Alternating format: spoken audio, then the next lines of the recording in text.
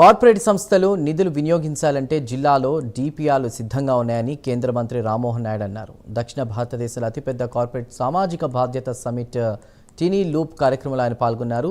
CSR సమిట్ను విజయవంతం చేసేందుకు ఇతర రాష్ట్రాల నుంచి వచ్చే టీంలకు ఆయన ధన్యవాదాలు తెలిపారు. ప్రజాప్రతినిధులు, అడ్మినిస్ట్రేషన్, ఎన్జిఓ, సిఎస్ఆర్ 4 డిపార్ట్మెంట్లు కలిసి ఒక శక్తివంతమైన ప్లాట్ఫామ్ను నిర్మించుకుంటున్నాయని అన్నారు.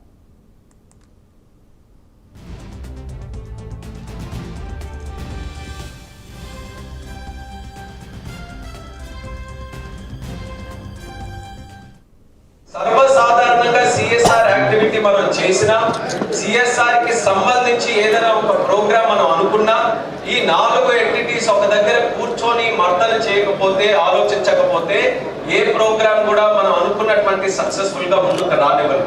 అందుకని ప్రత్యేకంగా, ఎందుకనంటే దీనికి కర్త కర్మ మన భారతి సారథి.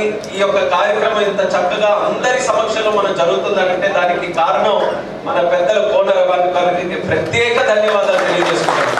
ఆయన ఇనిషియేటివ్ తీసుకున్నారు.